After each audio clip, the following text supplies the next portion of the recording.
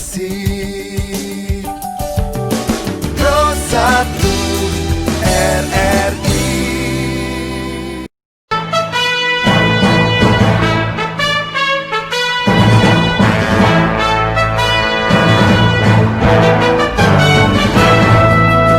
Rote hari ini. Selamat pagi pendengar, Anda mengikuti rangkaian informasi yang terangkum dalam Rote hari ini, edisi Sabtu 22 Agustus 2020. Dari Rote dan seputaran Nusa Tenggara Timur, ada beberapa informasi yang menjadi rangkuman Rote hari ini di antaranya.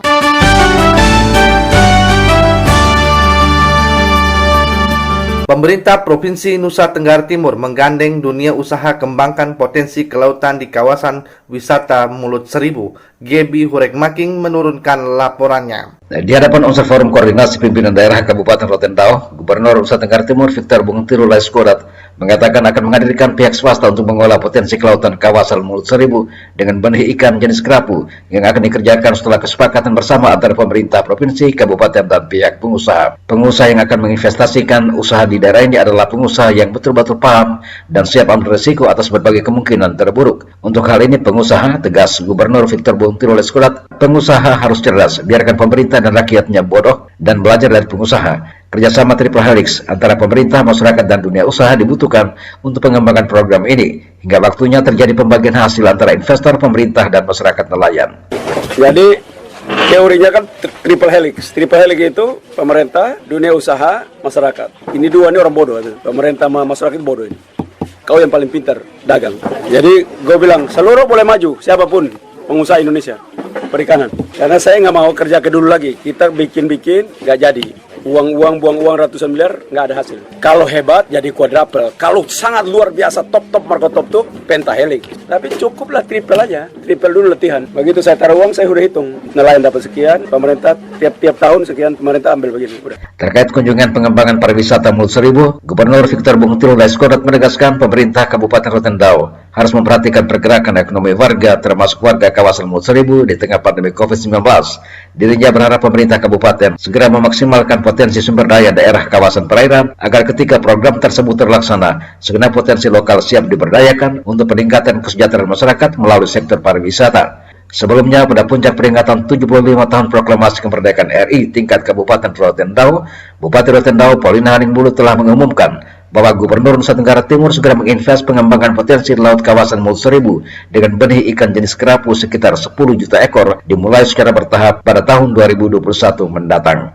Dari Brandau Selatan NKRI, Gebi Hurekmaking melaporkan. Kapolda NTT Irjen Polisi Hamidin menegaskan di Provinsi Nusa Tenggara Timur radikalisme dan terorisme tidak berkembang karena bisa dikontrol oleh aparat dan pemerintah. Bence Sakarias menurunkan laporannya. Dan untuk wilayah NTT insya Allah kita bisa kontrol. Kemudian komunikasi, kan ada 3 kelompok. Kapolda Nusa Tenggara Timur Irjen Polisi Hamidin menegaskan khusus di Provinsi Nusa Tenggara Timur perkembangan radikalisme bisa dikontrol, di mana ada 3 komponen penting yang bermain, yakni tokoh agama, insider atau orang dalam, pro NKRI, dan komunikasi antara aparat di Nusa Tenggara Timur yang sangat baik mengakibatkan tidak adanya paham radikalisme dan intoleransi di Provinsi Nusa Tenggara Timur. Ya, terorisme ini adalah fenomena global. Sampai hari ini pun negara masih concern untuk melakukan monitoring gerakan-gerakan kelompok ini.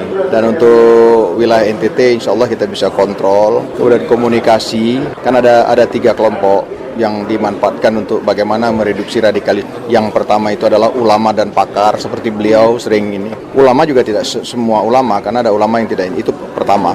Yang kedua adalah insider. Insider adalah orang-orang dalam yang sudah kita lakukan pendekatan, kemudian dia banyak seperti tadi, malah sudah pro NKRI, tidak ada bicara radikalisme, udah dia berada di pihak kita lah. Ini yang harus kita manfaatkan. Yang ketiga adalah komunikasi oleh aparatus. Jadi aparat yang intens melakukan komunikasi. Ini 3 komponen penting saya kira untuk menekan radikalisme. Lebih jauh, tegas Kapolda Nusa Tenggara Timur, Irjen Polisi Hamidin menegaskan terorisme dan radikalisme merupakan fenomena global yang sampai saat ini negara masih konsen dalam memerangi hal-hal tersebut.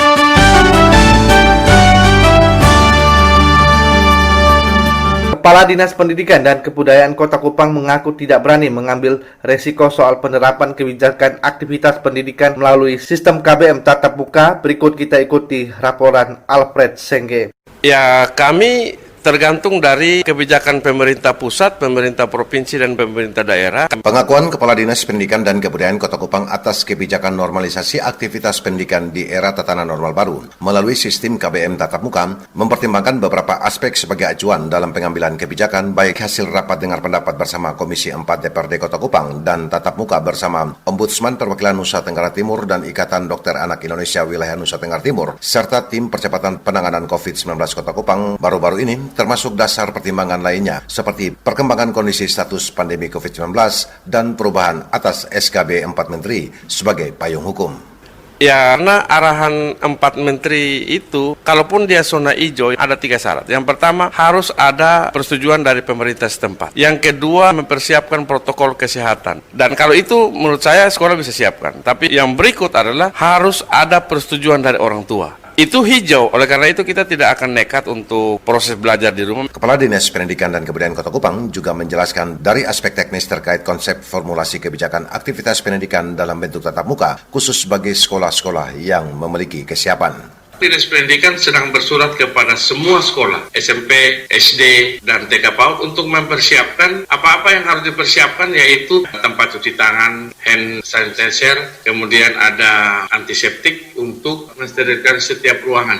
Sekolah-sekolah yang sudah siap menginformasikan ke kami, nanti kami bersama-sama dengan Ombudsman, dengan Dinas Kesehatan, memeriksa secara langsung kesiapan sekolah. Terkait kebijakan normalisasi aktivitas pendidikan, Dumuli Haijami pastikan Dinas Pendidikan dan Kebudayaan Kota Kupang tidak berani mengambil risiko atas kebijakan tatap muka. Bahkan Dinas Pendidikan dan Kebudayaan Kota Kupang juga mengajak seluruh elemen kependidikan bersama orang tua peserta didik untuk tetap melaksanakan proses pembelajaran seperti biasa, baik melalui daring maupun luring, sebagai wujud atas ketaatan dalam melaksanakan amanah sesuai SKB 4 Menteri guna menghindari munculnya klaster baru di lingkungan kependidikan. RRI Kupang, Alfred Sengge melaporkan. Ketua Komisi 3 DPRD ND mendesak pemerintah Kabupaten ND untuk meringankan beban biaya rapid test khusus pelajar dan mahasiswa yang hendak melakukan perjalanan keluar wilayah Kabupaten ND melanjutkan pendidikan. Rovinus pula menurunkan laporannya. Hal itu disampaikan Ketua Komisi 3 DPRD ND Vincent Sanggu dalam rapat dengar pendapat bersama Dinas Teknis terkait beberapa waktu lalu. Vincent mengatakan setelah mendengar keluhan warga terkait biaya rapid test yang begitu mahal, maka harus menjadi perhatian bersama pemerintah daerah Kabupaten ND dan lembaga DPRD ND. Dijelaskan, Komisi 3 DPRD ND mendesak pemerintah daerah Kabupaten ND menggratiskan rapid test bagi pelajar dan mahasiswa yang hendak melakukan perjalanan untuk melanjutkan pendidikan. Kalau memang tidak bisa, Komisi 3 DPRD ND meminta ringankan biaya rapid test khusus pelajar dan mahasiswa asal Kabupaten ND. Selain itu, pemerintah daerah melalui Dinas Kesehatan didesak untuk menyediakan tenaga kesehatan dan fasilitas kesehatan terkait rapid test bagi pelajar dan mahasiswa. Terakhir mendesak kepada pemerintah daerah Kabupaten ND khususnya melalui Dinas Sosial bahwa pemerintah daerah Kabupaten ND segera direalisasikan. Kami Komisi 3 sehingga kendala yang disampaikan oleh Dinas Kesehatan bisa segera mendapatkan solusinya.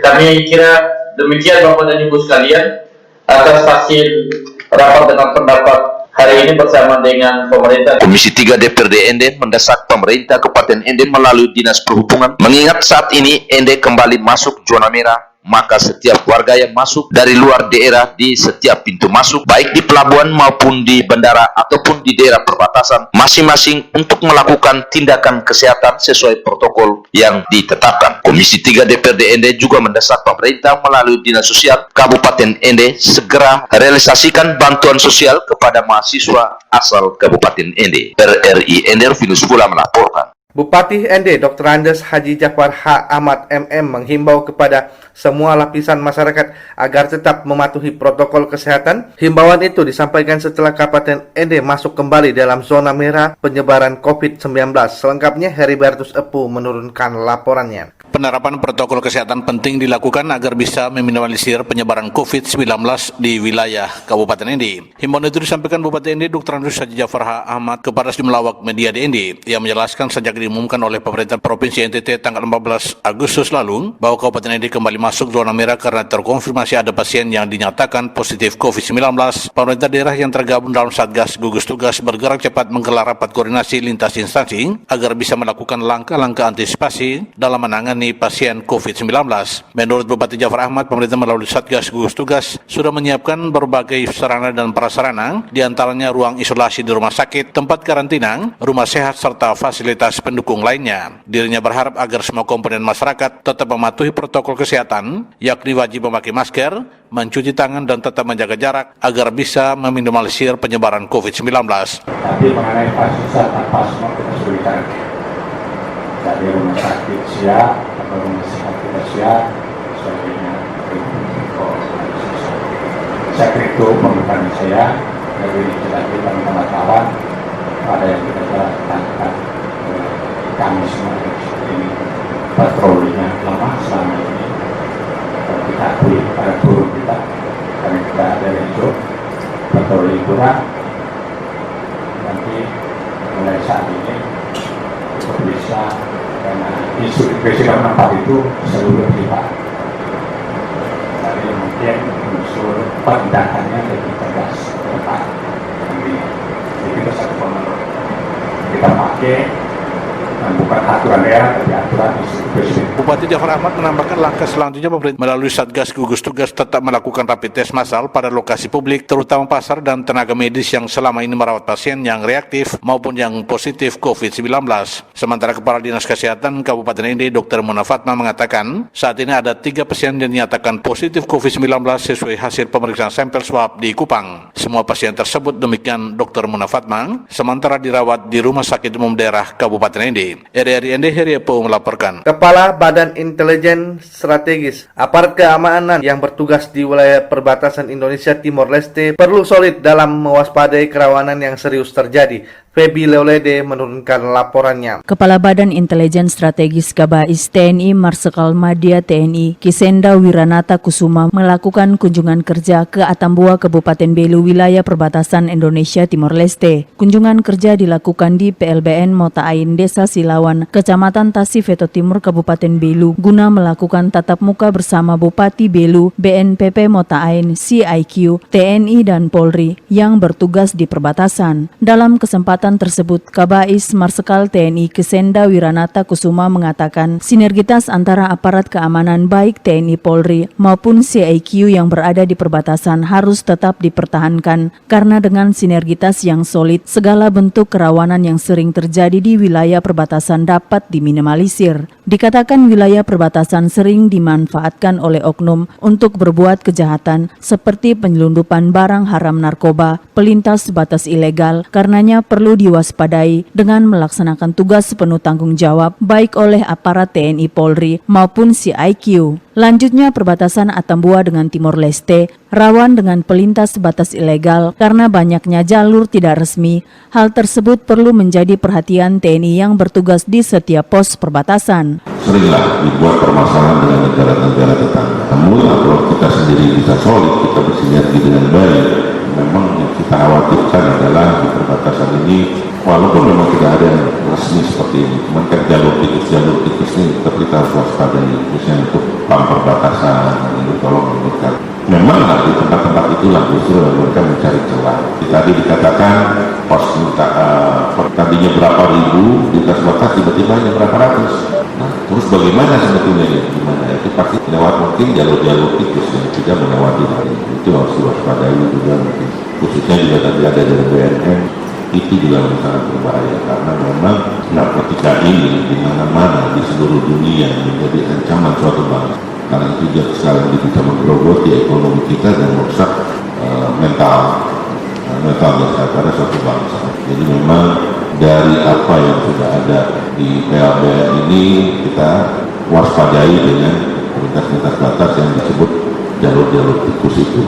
Sementara Bupati Belu dalam kesempatan tersebut mengatakan situasi pandemi COVID-19 yang merebak di seluruh dunia berdampak pada situasi perekonomian di masyarakat. Meski demikian, Kabupaten Belu masih berstatus zona hijau. Sementara untuk situasi keamanan di wilayah perbatasan Indonesia Timor Leste, Bupati Belu mengakui tetap aman dan kondusif berkat kerjasama dan sinergitas antara aparat keamanan yang bertugas di perbatasan. Meski demikian, saat ini terjadi persoalan di Sungai Malibaka akibat penurunan debit air. Masyarakat kedua negara saling berebut, karenanya diharapkan adanya perhatian pemerintah pusat sehingga persoalan tersebut dapat terselesaikan. Tingkat kejahatan di batas atau kriminal karena pandemi COVID, kedua negara itu menjaga perbatasan, pakai pas lintas batas juga tidak boleh melintas.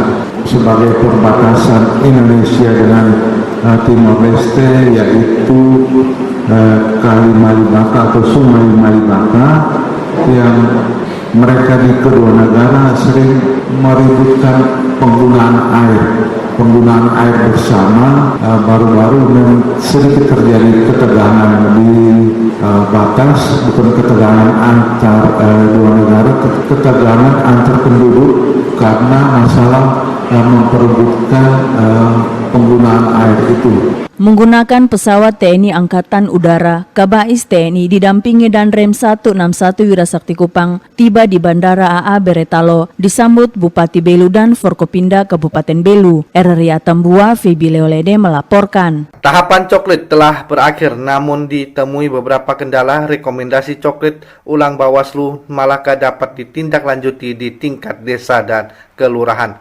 Maxi Suarez menurunkan laporannya. Pada saat itu, karena persoalan waktu, teman-teman kami ini harus temui tuan rumahnya dengan jam malam. Tahapan pencocokan dan penelitian coklit Pilkada Bupati dan Wakil Bupati telah berakhir pada 13 Agustus lalu.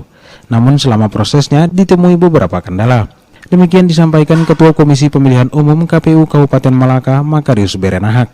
Kepada RRI, Makarius menjelaskan para petugas yang melakukan coklit dengan langsung mendatangi alamat rumah pemilih, menjumpai pemilih tidak berada di tempat mengingat saat ini musim panen di Kabupaten Malaka, sehingga petugas yang ingin melakukan pencocokan data melakukannya di malam hari. Kondisi ini salah satu petugas PPDP yang ingin mencocokkan data melakukannya tanpa pemilih sehingga terjadi kesalahan. Akan tetapi pengawasan yang sangat baik oleh PDK Bawaslu Malaka sehingga rekomendasi coklit ulang langsung ditindaklanjut petugas PPDP di tingkat desa kelurahan. Jadi petugas kami tidak bisa menemui mereka pada jam-jam pagi sampai sore malam. Pada saat itu karena persoalan waktu, teman-teman kami ini harus temui tuan rumahnya dengan jam malam. Tapi itu tidak semua.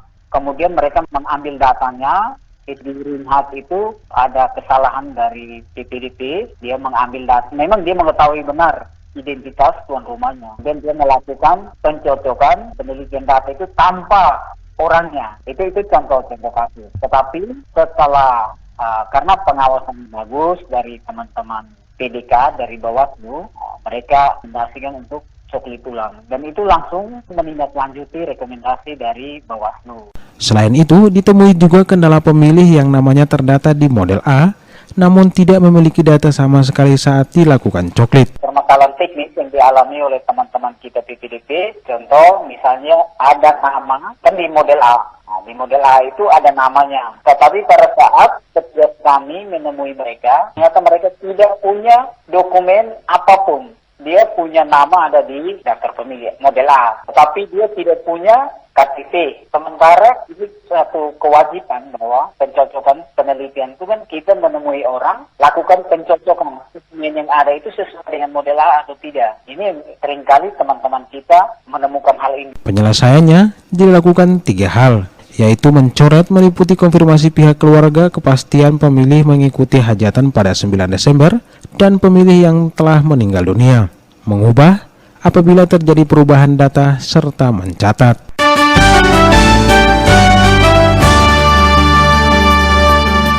Pendengar, demikian rangkaian informasi yang disampaikan melalui Rote hari ini. Atas nama kerabat kerja yang bertugas, saya Rudi Hartono mengucapkan terima kasih dan selamat pagi.